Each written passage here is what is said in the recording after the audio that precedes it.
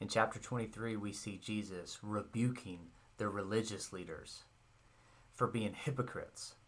Why were they hypocrites? Because they were trying to find loopholes in the law.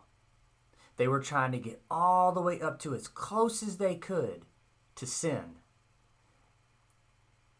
but stay within the bounds.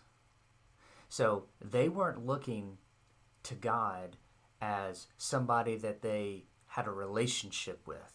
They were looking to God as only a set of do's and don'ts, and that's it. And whatever the line in the sand was, they were trying to get all the way up to it so that they could get as much out of other people, or they could figure out how to allow their sinful tendencies as much room as possible, but still follow God. And Jesus is saying, no, you have no idea what is right and what is true. You're following the letter of the law, but not the intent of the law. The intent of the law was for God's people to flourish. And yet, these religious leaders were hurting people. They were keeping them from flourishing by keeping whatever laws that they thought that they were keeping.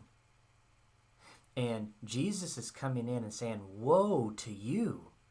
It'll be worse for you in hell than lots of other people because of what you're doing. And Jesus is saying that true religion is justice. It's mercy. It's taking care of those who can't take care of themselves. That's what I want you to do. I want you to love people, not burden them. I want you to be gracious to people, not take from them. I want you to forgive and be merciful to people. Why? Because God is merciful to you. And so this intent of the law is way more important than the letter or of the outward appearances or of the acts of religion. Maybe that's a better way of saying it. Meaning, it is more important for you to love your neighbor, to love a friend, to serve a stranger, than it is for you to come and worship on a Sunday. It's more important than for you to read your Bible.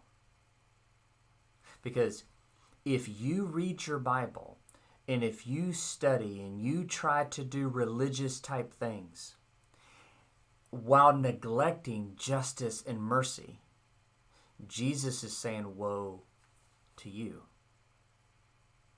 And so it's way more important to love and to serve and to be just than to do religious activities. And so I challenge you that to look at your life, to see where you are being stingy, to see where you could be more gracious, and to see where there's injustice around you. I'll tell you right now, in our country, there are lots of injustices. We see it all over the news.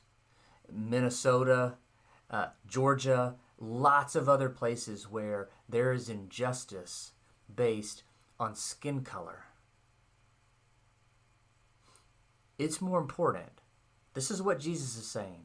It's more important for you to stand and to fight for justice for all than for you to do a Bible study or for you to go to church this weekend.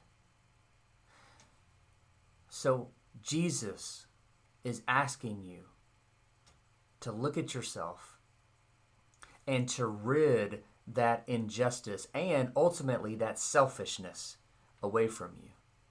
That's what true religion is, and that is what Jesus is calling you and me to follow.